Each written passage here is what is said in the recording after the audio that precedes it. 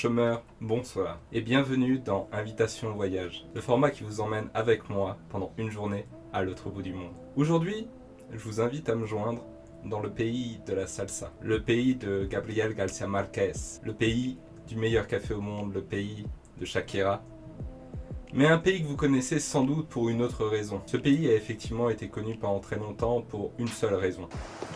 Plata au plomo.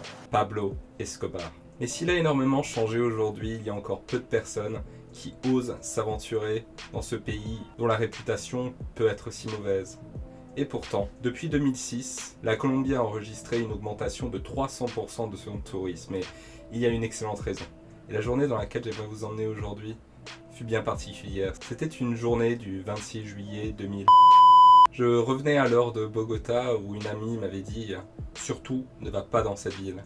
Dans cette ville, à un coin de rue, tu peux te prendre 10 coups de couteau juste pour qu'on récupère ton portefeuille. Méfie-toi. Méfie-toi aussi des personnes que tu y rencontreras. Méfie-toi des femmes. Méfie-toi des gens qui ont l'air si sympathiques et qui pourtant peuvent te mener à des situations plus que périlleuses. Mais cette ville, elle a énormément de choses positives. Déjà, c'est la ville avec la croissance en Amérique latine la plus importante. C'est aussi la deuxième plus grande ville du pays. Et c'est une ville que vous connaissez peut-être sous le nom de La Ciudad de la Eterna Primavera. Et oui, effectivement, dans cette ville, vous verrez que la température est toujours agréable. Elle est aussi chaleureuse que ses habitants le sont. Je parle bien sûr de la ville de Medellín. Suivez-moi dans cette journée pour la moins hors norme. J'arriva dans cette ville par avion. Effectivement, l'avion en Colombie ne coûte rien grâce au prix du pétrole qui sont extrêmement bas en Colombie. Après avoir vu un paysage magnifique en avion, j'arrivais dans ce tout petit aéroport et une personne à la fois étrange mais qui avait l'air sympathique me dit « ¿Quieres un taxi? Sígame hermano ». Au départ, je vous avoue que j'étais pas très rassuré. Mais quand vous voyagez tout seul à travers le monde, c'est aussi pour vivre des aventures. Donc, je décida de le suivre. Il m'indiqua quel était son taxi et qu'il me rejoindrait. Je rentrai dans son taxi et tout de suite, une odeur m'interpella.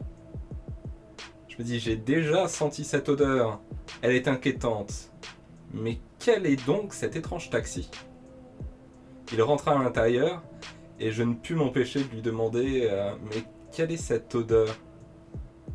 À ce moment-là, il sortit une énorme cigarette de cannabis juste devant moi. J'ai été pas rassuré. Je suis pas rassuré. Mais mes affaires étaient déjà dedans et je me voyais mal lui tourner le dos à ce moment-là. Il démarra et se mit à fumer sur cette énorme cigarette. Je n'étais clairement pas rassuré. Je demanda quelques questions sur la ville, où est-ce qu'il fallait aller, quels étaient les lieux les plus mémorables de Medellín.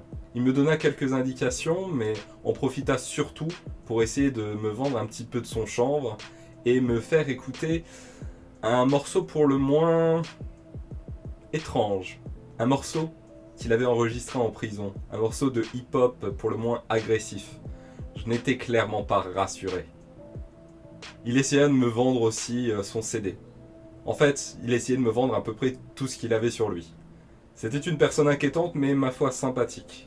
Arrivé à mon hôtel, il fallut négocier sur le prix, car effectivement, ce qu'il m'avait indiqué n'était bien sûr pas ce qu'il n'avait envie de me vendre. Quand un taxi colombien vous croise, bien souvent il se dit, avec ce gringo, il y a possibilité que je me fasse quelques pesos supplémentaires. On négocia et il m'arrêta là, dans ce petit hôtel perdu au milieu du quartier, connu à Medellín pour les soirées endiablées, les soirées salsa. C'était un tout petit hôtel, effectivement, je voyageais sur un petit budget. Arrivé à l'accueil, je rencontrai une réceptionniste qui était ma foi charmante, mais qui semblait avoir peu d'indications sur la ville et où je devais aller. Et effectivement, c'est quelque chose que je fais quand je voyage. J'arrive dans une ville avec peut-être 2 ou 3 idées de lieux que je veux visiter, mais j'ai surtout envie de rencontrer les locaux pour leur demander ce qui est vraiment à voir dans la ville. C'est à ce moment-là que je remarquis qu'il y avait un gars, ma foi, au fort charisme, qui passait derrière pendant que j'interpellais la réceptionniste. Il me dit « Sígame hermano, ¿qué haces aquí ?» ¿Qué haces aquí en Medellín? Alors je le suivis à travers la rue principale de ce grand quartier qui est le quartier de la fête de Medellín en direction du métro. Il m'indiqua qu'il était un chanteur qui s'était déplacé ici pour un festival de musique. Et que si je voulais, nous pouvions échanger nos numéros pour nous retrouver plus tard ce soir-là. Alors j'acquiesça, il était ma foi fort sympathique, et je continua mon trajet vers le métro. Sur ce même trajet, une autre personne m'aborda. C'était une demoiselle charmante. Vous imaginez ça, être abordé par des demoiselles charmantes, c'est pas quelque chose que vous verrez à Paris, ni même où que ce soit en France. C'était une personne qui tout simplement a été interpellée par le fait que j'avais une cigarette électronique, chose qu'elle n'avait pas vue jusqu'alors, et voulait me poser quelques questions là-dessus.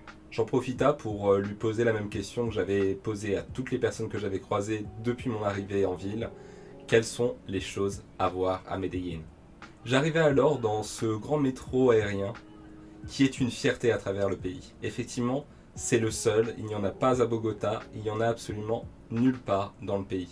Il rejoint les barrios les plus pauvres de la ville, ainsi que la terminaison de la ligne où vous retrouvez une station de bus qui peut vous emmener dans des villes absolument incroyables, et notamment un petit lieu dont je ne vous parlerai pas aujourd'hui, mais que je vous conseille de regarder, Guatapé.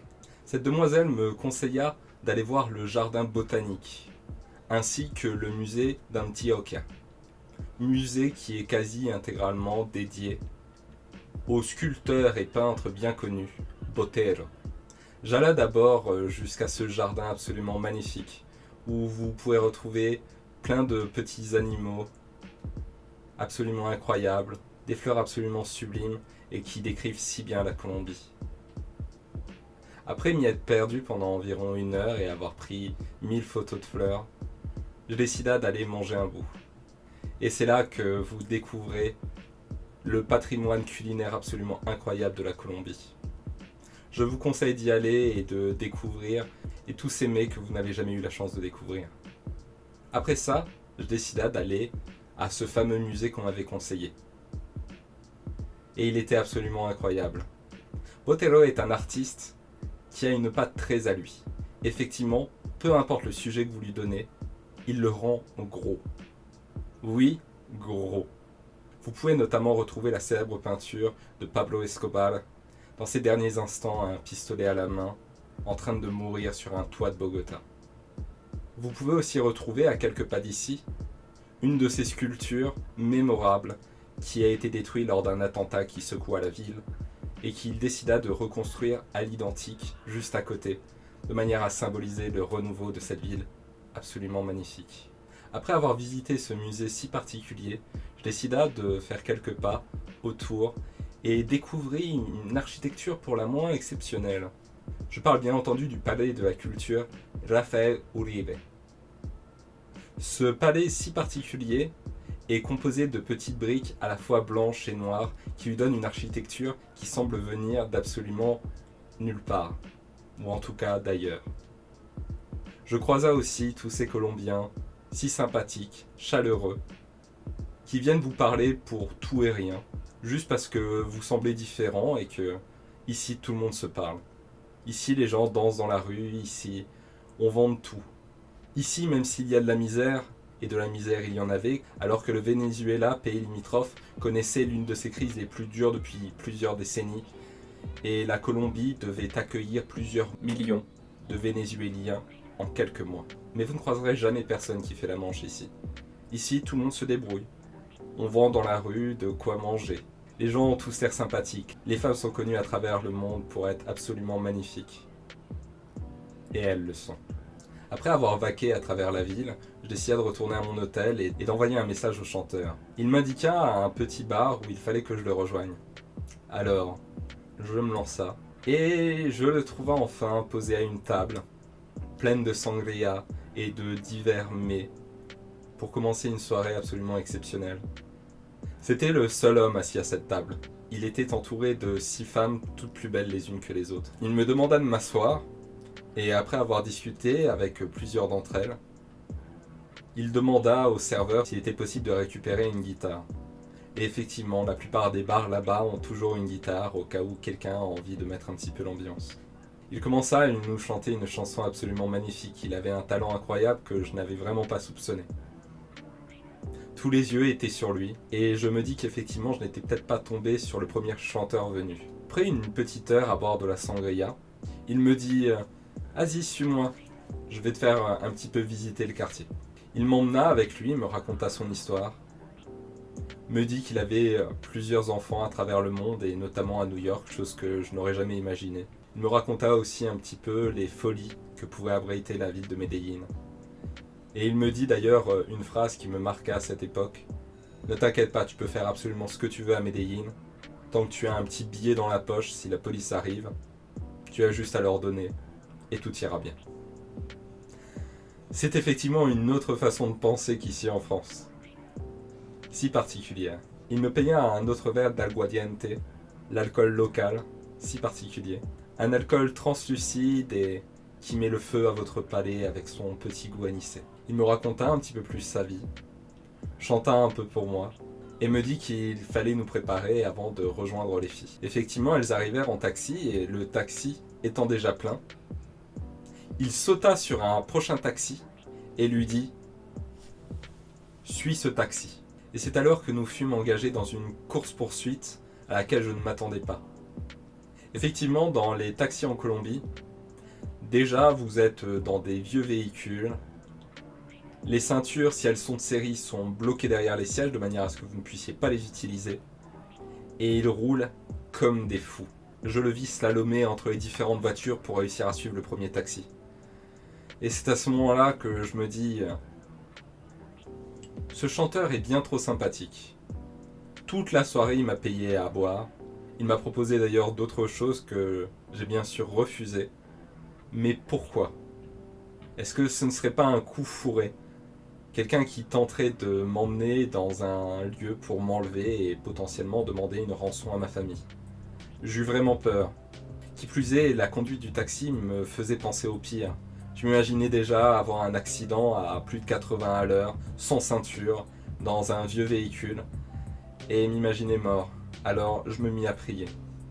Et c'est à ce moment-là que le chanteur me rassura, me dit « Ne t'inquiète pas, tout va bien se passer. » Ne t'inquiète pas, ça va bien se passer. Bien se passer, ne t'inquiète pas.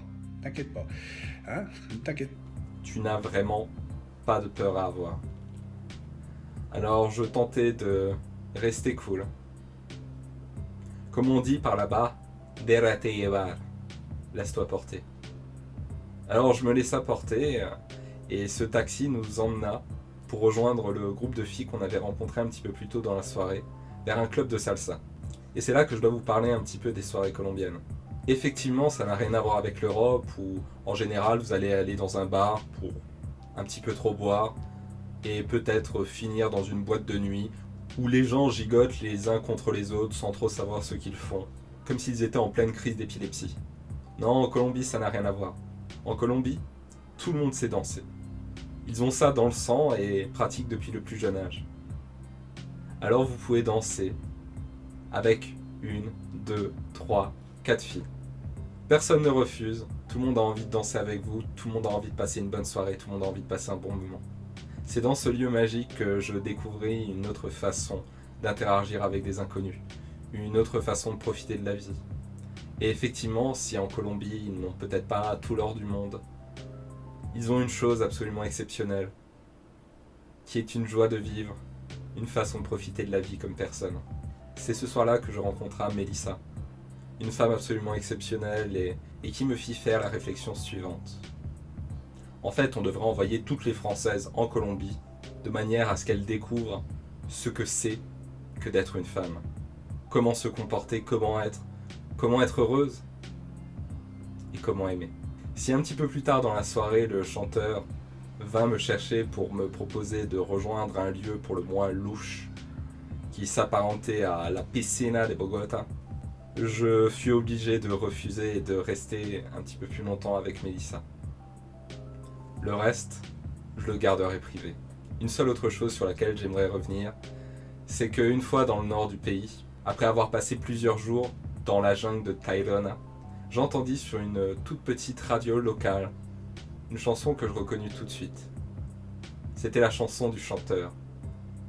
Effectivement, ce que je ne savais pas, c'est que la personne que j'avais rencontrée était un chanteur bien connu en Colombie. C'est pour ça qu'ils pouvaient se permettre, toute la soirée, de me payer à boire. Effectivement, quand vous allez en Colombie, la plupart des gens sont très pauvres et vous vous attendez pas qu'on vous invite autant à boire, à manger. Et j'étais un petit peu gêné. Mais cette personne était assez exceptionnelle. Je ne pourrais pas détailler à quel point ce pays était exceptionnel, à quel point les gens étaient sympathiques. Mais j'espère que je vous ai donné l'envie de passer outre les clichés des narcotrafiquants et du danger. Aujourd'hui, la Colombie a énormément changé et c'est un pays dans lequel vous ferez des rencontres absolument exceptionnelles, dans lequel vous vivrez des aventures. Donc ne perdez plus de temps et dès que le Covid est passé, s'il vous plaît, prenez un billet pour la Colombie. Allez vous amuser, allez découvrir une autre façon de vivre, allez découvrir une autre façon d'être heureux, une autre façon de voyager. Alors j'aimerais profiter de cette petite vidéo pour faire un petit point sur ce qui s'est passé ces derniers jours. Effectivement, vous avez pu remarquer que je ne sors plus une vidéo tous les jours. Effectivement, vendredi à 11 h, alors que j'étais en train de terminer le montage de ma dernière vidéo pour ce jour-là, j'ai eu un petit problème technique et je me fie la réflexion suivante. Si je veux proposer un contenu dont je peux être fier, il faut que j'arrête de publier une vidéo tous les jours. Qui plus est, ce rythme commençait clairement à avoir un impact négatif sur ma recherche d'emploi. Et vu la semaine qui m'attend, je pense qu'effectivement je ne peux pas continuer à ce rythme. Alors la chose que je vais faire, c'est sortir une invitation au voyage tous les dimanches. Et pour mes autres vidéos, je vais prendre mon temps. Mais ce que je peux vous garantir, c'est qu'elles seront de plus en plus qualitatives. Et que vous aurez un réel plaisir à voir ces vidéos. Effectivement, je ne peux pas continuer à capitaliser sur la gentillesse de quelques amis qui regardent mes vidéos qui bien souvent sont un petit peu limite niveau qualité. Non. Sur la chaîne du Canard Pédagogue, on va augmenter le niveau. On va faire des vidéos de mieux en mieux. Merci de me soutenir. Et si vous voulez que je fasse toujours mieux, si vous voulez passer de bons moments sur cette chaîne, s'il vous plaît, soutenez-moi. On like, on subscribe, on commente. Et bien sûr, on partage cette vidéo avec ses amis. Sur ce, je vous dis à bientôt pour ma prochaine vidéo. J'espère qu'elle vous plaira. Et dernière petite parenthèse. Sur la vidéo que je devais sortir samedi, une vidéo que j'avais annoncée comme assez exceptionnelle.